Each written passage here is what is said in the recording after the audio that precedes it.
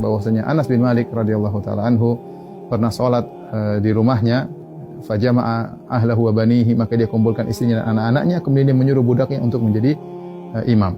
Ini dalil yang dijadikan dalil oleh para ulama bahwasanya boleh salat Id di rumah. Adapun bagaimana cara pelaksanaannya, secara umum pelaksanaannya sama saja. Tidak ada bedanya kita salat Id di rumah dengan salat Id di lapangan. Bedanya kalau di rumah kita tidak melaksanakan khutbah, itu saja. Baik, saya ingatkan kembali bagaimana cara pelaksanaan salat Id. Sebelum salat Id kita disunahkan untuk mandi, ya, yaitu mandi tersebut kita kerjakan setelah terbit fajar agar kita mandi di hari Id, ya.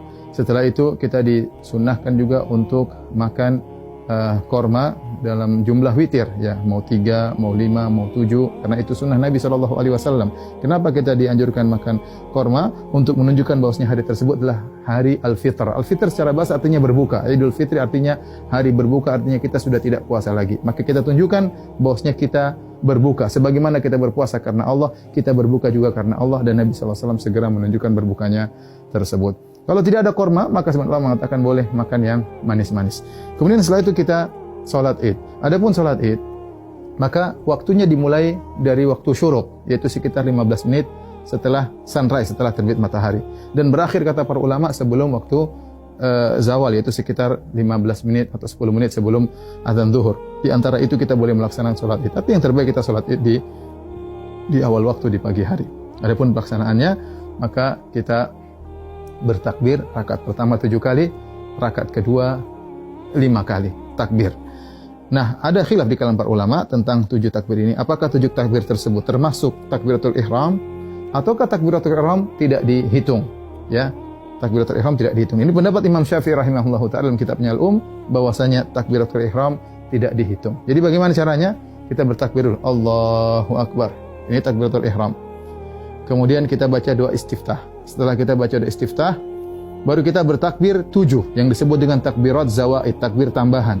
Kita takbir Allahu Akbar, Allahu Akbar. Nah, apakah di antara takbir ini ada doa khusus? Tidak ada dalil, ya, dari Nabi SAW.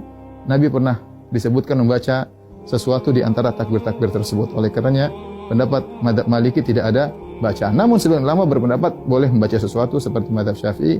Kita boleh bertakbir, boleh bertahmid, boleh bertahlil di antara takbir-takbir tersebut.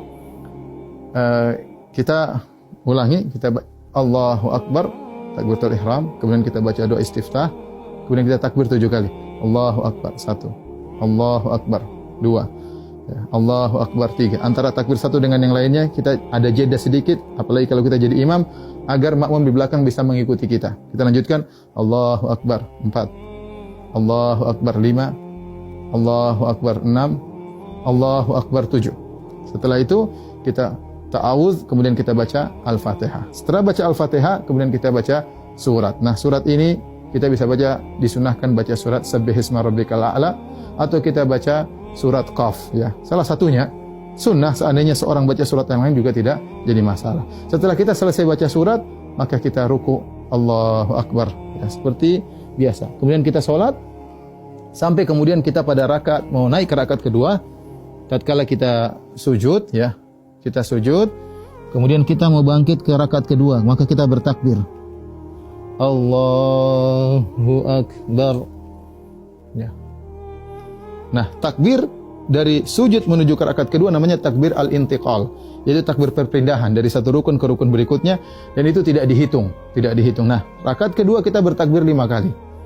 Takbir tadi nggak dihitung, kemudian kita takbir lagi. Allahu Akbar 1, Allahu Akbar 2, Allahu Akbar 3, Allahu Akbar 4, Allahu Akbar 5. Kemudian kita baca Al-Fatihah dengan jahar. Kemudian setelah itu kita baca surat, disunahkan kita baca surat Al-Ghasyiyah atau kita baca surat Qaf, surat Al-Qamar, kita baca surat Al-Ghasyiyah atau kita baca surat Al-Qamar. Kalau tidak, kita baca surat yang lain, tidak jadi masalah. Kemudian kita selesaikan sholat kita. Nah, setelah sholat, apakah ada khutbah? Jawabannya, Anas bin Malik ketika mengumpulkan anak dan istrinya, beliau tidak berkhutbah. Oleh karenanya, asalnya kita tidak berkhutbah. Namun sebagian ulama seperti Ibn Qasim dari mazhab Maliki mengatakan jika berkumpul banyak orang, maka ada yang berkhutbah, maka itu baik. Tidak mengapa, tidak terlarang, ya. Demikian tata cara singkat ini, semoga bermanfaat bagi kaum muslimin. Semoga Allah menerima ibadah kita. Wabillahi taufik. Assalamualaikum warahmatullahi wabarakatuh.